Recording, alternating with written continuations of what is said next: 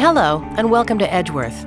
This is a sales orientation to the Edgeworth Mortgage Investment Corporation. During this training Module 1, your topics will include Introduction to Mortgage Investment Corporations. What is a MIC? Who can sell MIC shares? Who can purchase MIC shares? How is a MIC offered and what is an OM? How the MIC structure provides both accountability and a client-friendly investment model. MIC shares versus mutual funds. How to compare MICs. What is the EMIC? The advantages of the EMIC. Edgeworth's overall business model. And what are the benefits to the investor with Edgeworth? What is a mortgage investment corporation? The industry acronym for a mortgage investment corporation is MIC. We refer to the Edgeworth MIC as the EMIC. MICs were designed as an investment vehicle for investors to pool their capital together and, like a private bank, extend development financing and mortgages to borrowers. The mortgagees, or borrowers from the MIC, will typically provide real estate collateral as security to the MIC and will make regular interest rate payments that provide a fixed rate of cash flow from the mortgages back to the MIC. Relative to other similar real estate investment vehicles, the MIC structure has two key advantages. First, after expenses, 100% of the MIC's net profit remains intact and, by law, must be paid out to the investor in the form of dividends. In contrast, when traditional business models bring in revenues and cover expenses, the resulting net profits are subject to income taxation at the corporate level. This can substantially reduce the amount of profit that may be passed on to investors. It is important to note that Edgeworth runs a very modest expense model. Secondly, having paid out 100% of the profits, the MIC pays no corporate taxes. Who is able to sell MIC shares? Edgeworth employed sales representatives are internal direct employees of the EMIC. The Edgeworth Mortgage Investment Corporation is accountable to the general industry and is responsible for training employees, presentations, and ensuring that all documentation is compliant with both corporate standards and the governing regulatory bodies. Edgeworth sales reps must also ensure that the product is placed properly. This simply means that the EMIC matches the client's risk tolerance, time horizon to invest, ensures that the client has a full understanding of the investment, is in the appropriate age group, and qualifies for this type of investment. Once we step outside the doors of the internal direct employees system when outsourcing sales, we are subject to scrutiny by the overall marketplace. For example, only an Investment Dealers Association or IDA registered full-service securities dealer may actually get compensated for selling units of a MIC. In contrast, MFDA or Mutual Funds Dealers Association representatives are not able to participate in receiving payment, remuneration, commissions, or finder's fees by placing shares of an exempt market security. Only Investment Dealers Association or IDA members are able to do that. This is why Edgeworth outsources sales of the MIC to Certified Professional Mortgage Agent (CPMA) firms and other different designated firms that can offer the product and be compensated for it. It is important to discuss the rules of your particular province.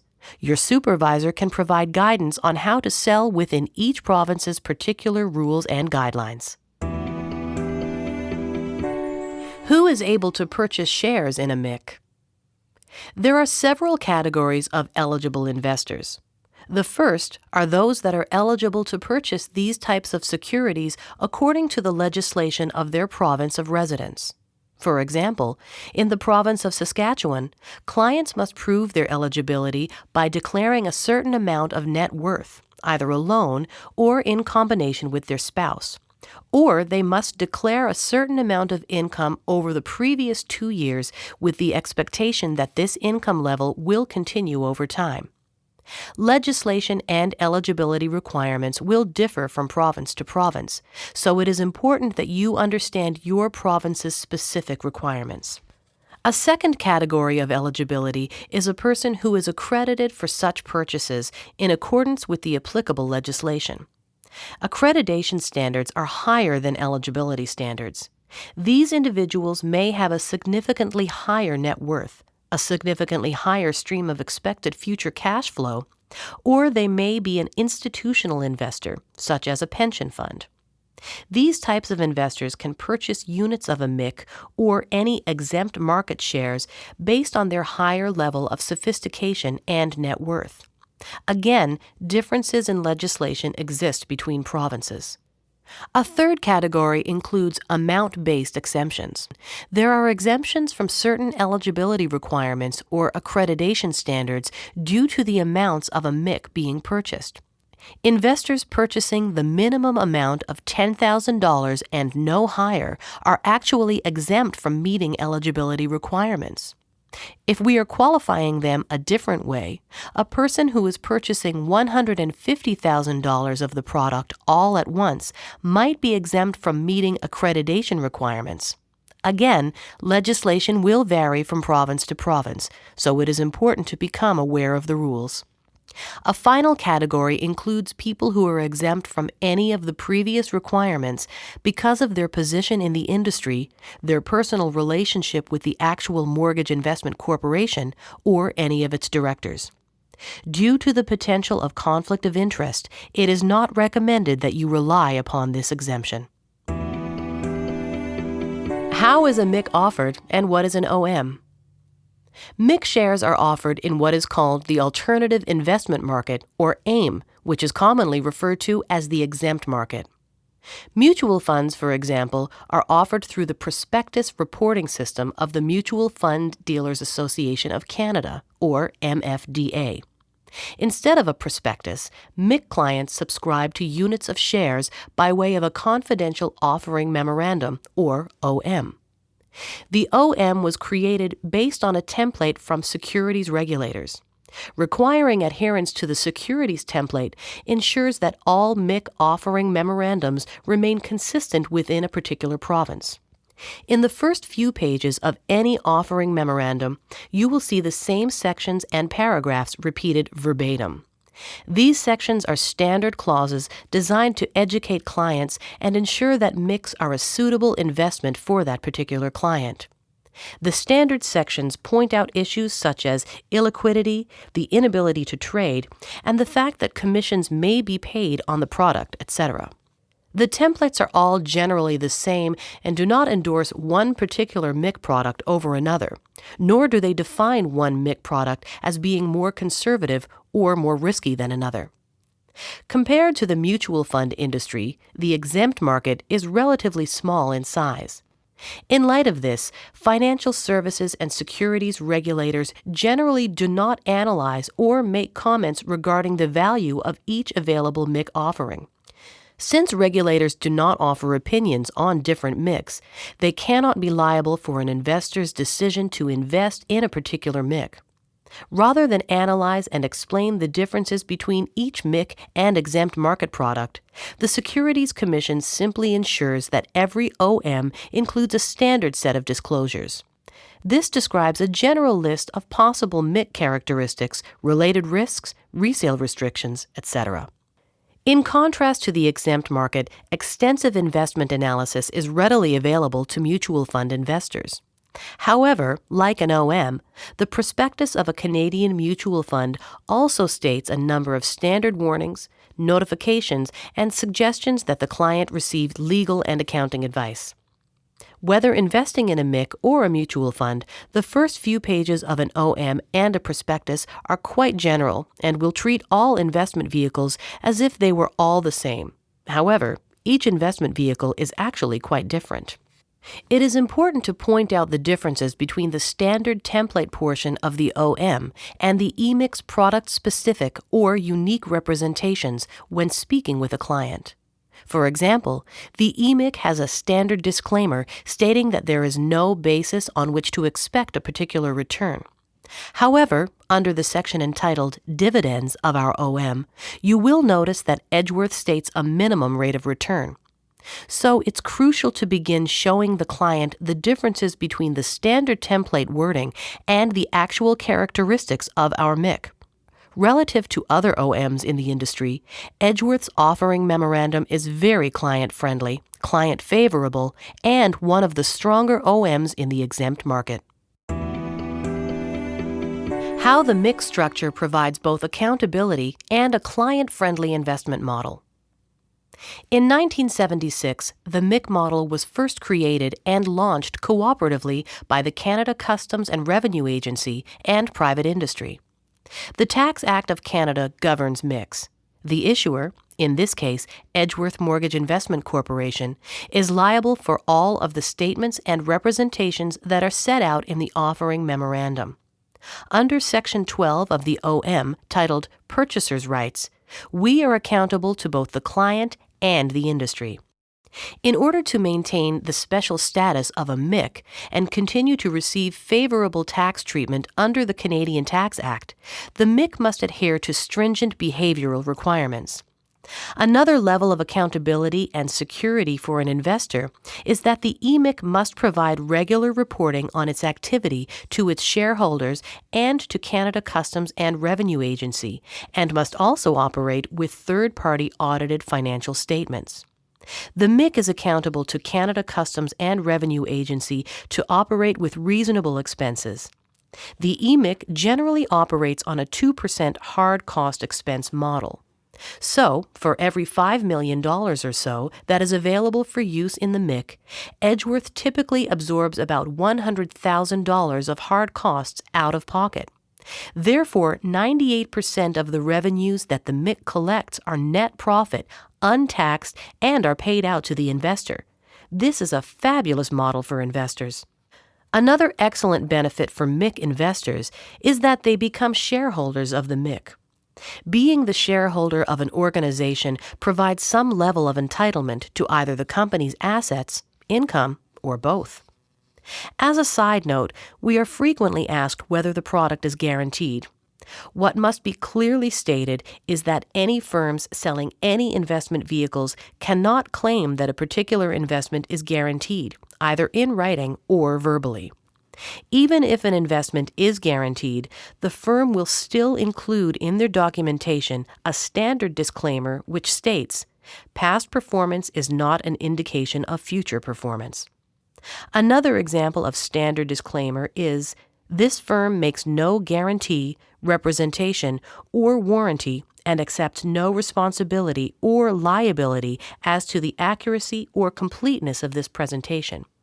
Information in this presentation is for information purposes and is not intended to provide financial or investment advice to you and should not be relied upon in that regard." With that out of the way, the client must understand that we offer and are liable for a fixed rate of interest and that there are multiple layers of security described in the offering memorandum. Given that it is prohibited to guarantee any product or its results, the OM still takes the strongest position possible to assure clients that they will receive the return described in the documentation. MIC shares versus mutual funds. A MIC is an alternative to more traditional investments, such as mutual funds. As covered earlier, mutual funds are offered by prospectus, whereas MIC preferred shares are offered through an offering memorandum. Another difference between mutual fund units and MIC shares is that banks will offer mutual funds to the general public because the majority of mutual funds have been designed for a broader retail application. The target market for mutual funds is anyone who has managed to save a few dollars. Almost any person can invest in a mutual fund regardless of their net worth. MICs have relatively less exposure in the marketplace, are not readily available from life insurance companies and banks, and will typically be used on a more selective basis by high net worth individuals. As for what the investor gets for his or her money, in the case of mutual fund ownership, the investor is buying units of a mutual fund that are priced based on the underlying portfolio of stocks.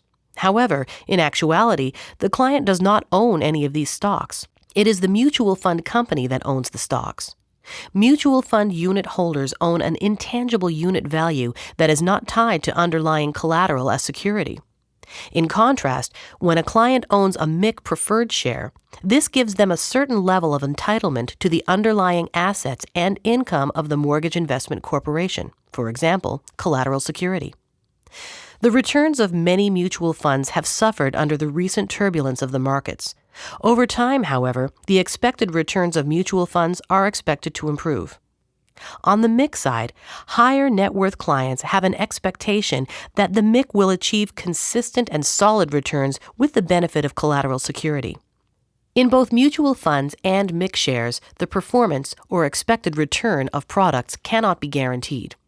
Also, when considering either product, the client is asked to read all related documentation and disclosures in order to clearly understand the level of risk they are assuming, all associated costs, and each investment feature before investing their money.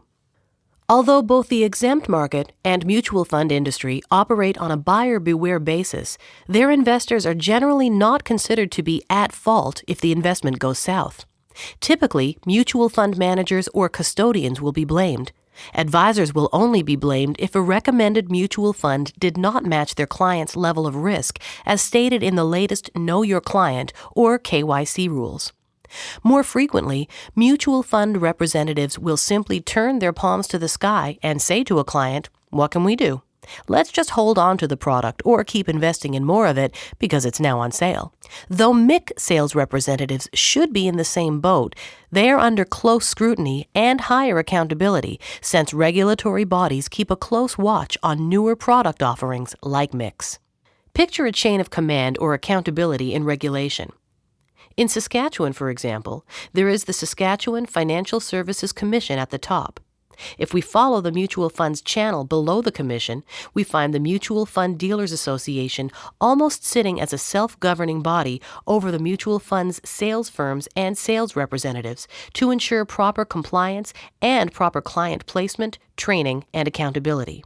In the exempt market that a MIC falls into, the accountability and the chain of communication is governed by the rules of the Tax Act of Canada. Each MIC is required to file regular audit reports and is subject to provincial securities laws, so there is still a relatively high degree of accountability. Oh, and as for what the banks themselves invest in, well, they rarely, if ever, invest in mutual funds, but they will invest their institutional funds in MICs. How to compare MICs. Comparison between one MIC and another begins with examining the strength of management. This type of due diligence is done to eliminate concerns regarding risk of fraud or incompetence. Senior management, the board of directors, and operations must display a high level of integrity, full disclosure, and maintain an open book attitude towards reporting and accountability. Another indication of a MIC's strength is the different types of mortgages it can invest in. The EMIC has solid, consistent returns. In contrast, a competitor's MIC in Saskatoon, for example, primarily provides small mortgage financing to individuals with poor credit who can't qualify for mortgages either through bank channels, Schedule II banks, or non-bank financial services, including the mortgage loans from life insurance companies and brokers. Such individuals need short-term financing in order to obtain real estate and are unable to secure that credit. The returns in that particular MIC have been relatively low, the risk high, and the administration have been challenged by high turnover. As well, their collateral security has been subject to volatile fluctuations in value. Arguably, other than collateral security, one of the most important factors is the quality of the borrowers from the MIC. What is their down payment? How much loan activity can the MIC manage? At what interest rate can the MIC lend money? Is the rate competitive? There must be a reasonable interest rate and a reasonable amount of loan activity in order to provide a superior net return to the MIC investor. If your MIC clients are investing for the long term, they may be wondering, how long can the Mortgage Investment Corporation manage the loan activity and collect a competitive rate? Is the product sustainable? They may also be asking, what shareholder position am I in? They may want to know about liquidity and be questioning their access to capital and their rights to access the money they've invested in the MIC. The next section addresses some of these questions and will also look specifically at the Edgeworth MIC and its competitive advantages in the marketplace. What is the EMIC? The Edgeworth Mortgage Investment Corporation, or EMIC, is a company incorporated in Alberta and managed based on the proven Canada Customs and Revenue Agency Mortgage Investment Corporation model. The EMIC is designed to raise capital by issuing preferred shares. In other words, the public investor puts in his money and is given shares in return. His money is then put to work, extended out as first and second mortgages and construction loans. Advantages of the EMIC. Banks generally prefer to lend money when they have ownership and a certain level of control over the project. That is not a model that is conducive to our primary mortgagee, Edgeworth Properties Incorporated, which is highly active in the Western Canadian real estate market. Negotiations by Edgeworth for the purchase of land are frequently time-sensitive. The uncertainty surrounding the time it might take to qualify for bank financing may result in missed land purchase opportunities. Relative to a bank, the mixed due diligence and lending process is generally more expedient and more convenient. The EMIC is able to charge a competitive interest rate because of the large scale of development financing we provide. This puts us in a strong position of ownership over collateral security. The history has been, and will continue to be, that the required down payments are larger than conventional mortgages. Edgeworth Properties, Inc. has sufficient money in the game and sufficient collateral security if we needed to foreclose. In banking terminology, this ensures a good loan-to-value ratio. Due to the recent financial crisis that began in the United States and reverberated into Canada and around the world, the credit markets are tight. This has created a unique loan market opportunity. More and more companies require loans to remain profitable during the economic turbulence and are looking for alternative sources of financing. Despite higher interest rates in this tight credit market, the EMIC has seen a growing demand for financing from other potential borrowing candidates. Edgeworth's overall business model. Edgeworth Properties Incorporated carefully chooses and converts non-productive, ungraded, unengineered agricultural land that is within the path of urban development into service lots. The EMIC is a private entity that is separate from Edgeworth Properties, Inc. for legal, tax, and compliance purposes. However, one thing that differentiates the EMIC from its competitors is its role within Edgeworth's overall harmonized and integrated business model. This synergy exists because of the special relationship between the divisions, Edgeworth Properties, Sonnex Construction Group, and the Edgeworth Mortgage Investment Corporation. The integration of Sonnex allows the mixed borrower, Edgeworth Properties, to actually service land and turn over a profit on the land development side, often faster than many companies in Western Canada. What this means is that Edgeworth Properties, as the borrower, is able to more effectively and efficiently utilize loan proceeds. Through the many ventures Edgeworth Properties develops, we have more loans to execute on and, in turn, quicker repayments. The interest collected into the EMIC can be substantially higher, and therefore the return flow back to the investor can be potentially higher. So, owning our own construction company, Sonnex, and having Edgeworth Properties be both an active developer and borrower makes the Edgeworth MIC a relatively stronger lending vehicle and a compelling investment opportunity. What are the investor's benefits with Edgeworth? The first benefit is the MIC's management team, with its many years of experience and extensive track record. It is important to note the resumes of the collective experience of our board of directors, our managers, and the hands-on people in our business. Secondly, we have excellent reporting and communications. Our third-party audited financials are from a top accounting firm. In addition, we attain legal counsel from some of the best law firms in Canada and have also brought some of the top legal and accounting experts into advisory positions. We have ready access to some of the best minds, tools, and resources in the industry. We offer our clients preferred share positions in the EMIC. In normal corporate structures, as aside from the actual directors and owners of the company, the first person in line for the assets or income of the corporation would be debt and bondholders. Below that would be the preferred share positions, and finally, the common shareholders. The Edgeworth MIC has not issued any bonds and does not plan to do so. Therefore, the preferred share position is the strongest position in the company. This means that, in a worst-case default scenario, our preferred share investors would have priority entitlement to the MIC's assets and income, even before our board of directors. In contrast, when banks sell units of a MIC, they are typically providing common shares or a combination of common and preferred shares. Because of our competitive loan rate, we are able to provide MIC investors with a fixed annual return paid out quarterly. This provides a quarterly return or cash flow for the investor to use in the real world.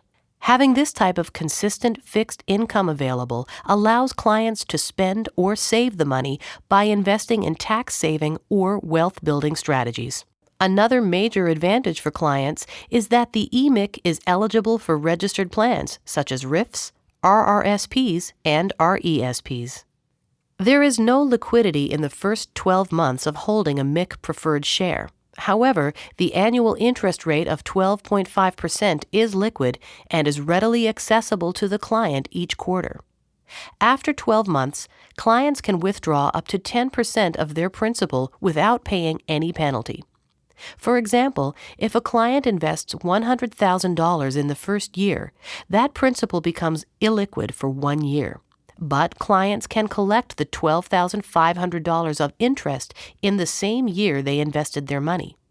After 12 months, clients can collect another $12,500 of annual interest paid quarterly and also withdraw up to $10,000 of their principal without any penalty. If they want to dig further into their principal and collapse their investment position, they will pay a substantial penalty.